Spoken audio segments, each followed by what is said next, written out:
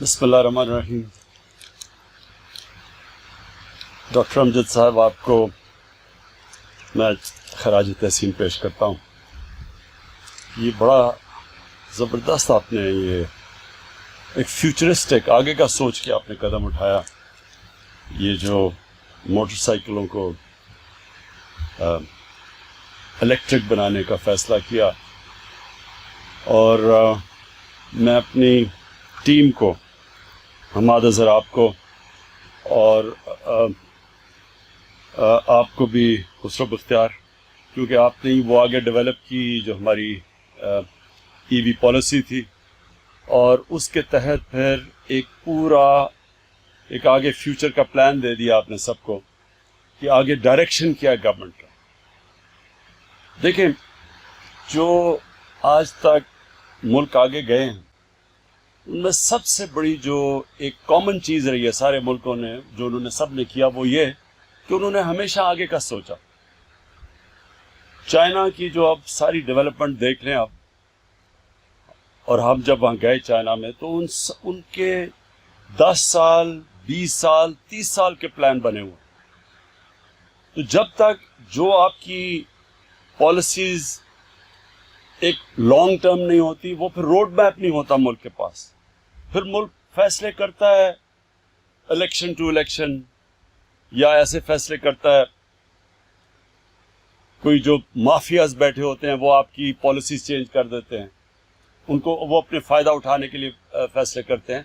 تو جو ملک کا آگے جو روڈ میپ ہوتا ہے وہ ڈیولپ ہی نہیں ہوتا۔ نبی صلی اللہ علیہ وسلم نے کہا تھا کہ اس دنیا کے لیے اس طرح جیو کہ آپ نے کل مر جانا ہے، اگلی دنیا کے لیے ایسے جیو کہ کل مر جانا ہے، تاکہ آپ کے مال اچھے ہوں۔ لیکن اس دنیا کے لیے ایسے جیو آپ نے 1000 سال زندہ رہنا۔ یعنی آج بیٹھ کے پلاننگ کرو کہ آگے آنے والی جنریشنز کے لیے آپ کس طرح کا ملک چھوڑ کے جائیں گے، ملک کو کیا مسئلے آ رہے ہیں، یہ کیسے حل ہوں گے۔ تو یہ جو ہماری کلین اور گرین پاکستان، اور اس کے اندر ہی فٹ ان ہوتی ہے آپ کی یہ الیکٹرک وہیکلز کی پالیسی، یہ اسی کا حصہ ہے۔ جب آپ یہ فیصلہ کریں گے کہ ہم نے اپنے ملک کی ہوا بھی صاف رکھنی ہے، ہم اپنے پانی اور دریا صاف رکھنے ہیں، ہم نے اپنے شہروں کو صاف رکھنا ہے، تو اس کے لیے کیا آپ کو قدم اٹھانے پڑیں گے؟ جس طرح ہم نے اب 10 بلین ٹری سونامی، درخت اگانے پڑیں گے ملکوں میں۔ پاکستان بدقسمتی سے وہ ملک ہے جس میں سب سے کم ٹری کور ہے، درختوں کا جو ہمارے اس ملک میں جنگلات ہیں وہ سب سے کم ہے، ہندوستان کے ہمارے سے زیادہ ہے۔ اور جو انگریز جنگلات چھوڑ کے گیا تھا وہ بھی ہم نے کم کر دیے، ان کو بھی تباہ کر دیا۔ تو ایک تو ہم یہ درخت اگا رہے ہیں، پھر نیشنل پارکس اپنے علاقے بچا رہے ہیں، کیونکہ آبادی تیزی سے بڑھ رہی ہے، تو جو ہرے علاقے ہیں وہ بچا رہے ہیں۔ شہروں کے اندر اب ماسٹر پلانز بنا رہے ہیں شہروں کے، تاکہ شہروں کا ہم روک سکیں، شہروں کو پھیلتے ہوئے۔ یہ تقریباً اسلام آباد ہمارے دیکھتے دیکھتے مری تک پہنچ گیا ہے۔ اس اسلام آباد نے پچھلے 20 سالوں میں 1.5 گنا زیادہ بڑھ چکا ہے، گرین کور کم ہو گیا، کیونکہ کوئی پلاننگ نہیں ہے۔ تو اب سے ہم نے سارے شہروں کے ماسٹر پلانز بنا رہے ہیں، کئیوں کے کمپلیٹ ہونے والے ہیں 6 مہینے تک، تاکہ ہم شہروں کو پھر پلان کر سکیں کہ ان کا پانی کا سپلائی کدھر ہوگا، گندگی سے ہم نے کیا کرنا ہے، کیسے ہم نے ٹریٹمنٹ پلانٹس لگانے ہیں۔ مثلا اسلام آباد کے چشمے تھے، سارا سیوریج بن چکا ہے، وہاں نالے بن چکے ہیں، کیونکہ ان کے اوپر کسی نے سوچا نہیں ٹریٹمنٹ پلانٹس پر لگانے کا۔ ریسائکلنگ، پانی کو کیسے بچانا ہے، پانی کے آگے پرابلمز ہیں۔ اور پھر سب سے بڑی چیز پولوشن،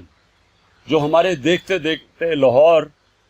جو سٹی آف گارڈن سمجھا جاتا تھا، اور پشاور، یہ دونوں سٹی آف گارڈنز کہا جاتے تھے۔ تو یہ دونوں شہروں میں جو پولوشن لیولز ہیں، خاص طور پہ لاہور میں، وہ اب انسان کی جانوں کو خطرہ ہو گیا۔ یہ اندازہ لگایا جاتا ہے کہ جو لاہور میں جو اس وقت پولوشن ہے، 11 سال اوسط ایک انسان کی زندگی میں کم ہو جائیں گے جو لاہور میں اس پولوشن میں رہے گا۔ تو یہ اس کے امپیکٹس ہیں، ڈینجر لیول سے اوپر پولوشن چلے گئے۔ کراچی میں بھی یہ حالات ہیں، سمندر کے اندر سارا سیوریج جا رہا ہے۔ تو یہ اس کے اوپر کیونکہ کوئی لانگ ٹرم پلاننگ نہیں ہے، تو وہ پلاننگ اب پہلی دفعہ ہم پاکستان میں کر رہے ہیں، اور اس کا حصہ ہے پھر سے میں کہوں کہ یہ جو الیکٹرک وہیکلز ہیں، یہ اب آگے ہمیں اپنے شہروں کو پولوشن سے بچانے کے لیے ہمیں اب شہروں کے اندر الیکٹرک بسز لانی پڑیں گی، گاڑیاں لانی پڑیں گی، موٹر سائیکل، سب سے زیادہ موٹر سائیکلز، کیونکہ اس میں زیادہ استعمال ہوتا ہے، زیادہ ان کی انٹینسٹی زیادہ ہوتی ہے، تو یہ بڑا اچھا پازیٹیو سٹیپ ہے۔ اب اس کا ایک دوسرا پہلو ہے، ہم نے جو اور اپنے اوپر ظلم کیا کہ جو اللہ نے اس ملک کو اتنی نعمتیں بخشی، ہم نے کبھی سوچا ہی نہیں کہ یہ جو اللہ نے نعمتیں بخشی تھی ان سے فائدہ اٹھایا جائے، کیونکہ آسان راستے لے لیے، شارٹ کٹس لیے، امپورٹ چیزیں کر لی، آسان تھا نا، امپورٹ کر لی، اس پہ پیسے بھی بن جاتے تھے، لیکن جو اس کا نقصان کیا ہوا کہ جو ابھی خسرو نے بات کی کہ جو را مٹیریل پاکستان میں ہے اس کو ہم نے کبھی نہیں سوچا کہ ہم اس را مٹیریل کو اس کو استعمال کریں، تو ساری چیزیں امپورٹ کرنے شروع کر دی ہیں، آسان راستہ ہے، لیکن اس کا نقصان یہ ہے کہ ملک غریب ہوتا جاتا ہے، ویلتھ کریشن ہوتی نہیں ہے۔ جب آپ امپورٹ زیادہ کرتے ہیں، جو انہوں نے ابھی بات کی بیلنس آف پیمنٹ، خسرو یہ لوگوں کو سمجھا بھی دیں بیلنس آف پیمنٹ ہوتا کیا، عام لوگوں کو نہیں سمجھ آتی اس کی، مطلب یہ کہ ڈالر زیادہ جب ملک میں آنا شروع ہوں بنسبت کے ملک سے باہر جو ڈالر جا رہے ہوں، اگر زیادہ ملک میں ڈالر آئیں گے آپ کا ملک امیر ہو جائے گا، اگر آپ کے ملک میں سے زیادہ ڈالر باہر جا رہے ہیں اور کم ملک میں آ رہے ہیں وہ غریب ہو جائے گا۔ تو چائنا کی جو ساری ڈیولپمنٹ تھی وہ ایکسپورٹ لیڈ تھی، انہوں نے ایکسپورٹس بڑھائی تو ڈالرز ان کے ملک میں زیادہ آئے، انہوں نے دنیا کو زیادہ مال بیچا، ملک میں زیادہ ڈالرز آئے، اور اس لیے دیکھتے دیکھتے چائنا اب ایک اکنامک جائنٹ بن گیا۔ تو ہمارے تو کبھی کسی نے اس کے اوپر توجہ ہی نہیں دی،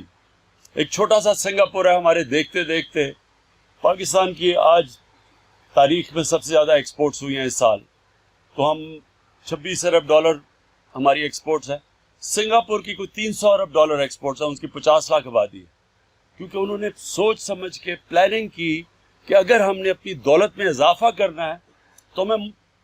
زیادہ چیزیں باہر بیچنی پڑیں گی بنسبت کے باہر سے امپورٹ کرنی پڑیں گی۔ تو ہمارا یہ بس اب جو اگلا اب ہمارا یہ جو ترقی کا راستہ ہے اس میں اب ہم نے جو آپ کی موٹر سائیکل کے اندر جتنے بھی کوشش کرنی ہے کہ سارے پارٹس را مٹیریلز پاکستان میں ہوں، ہمارے پاس سب کچھ ہے یہاں، ہم نے پوری طرح اب ہم پوری پاکستان کا منرل میپ بنا رہے ہیں، معدنیات کا نقشہ سارے پاکستان میں کہ کدھر کدھر کیا چیزیں ہیں، اور آپ کو حیرت ہوگی جب آپ کو یہ پوری طرح پتہ چلے گا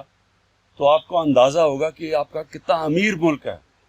اس میں کسی چیز کی کمی نہیں ہے، ہمیں امپورٹس کی ضرورت نہیں ہے کہ ہر چیز امپورٹ کر لیتے ہیں، شارٹ کٹ ہے نا، ہر چیز امپورٹ کر لو،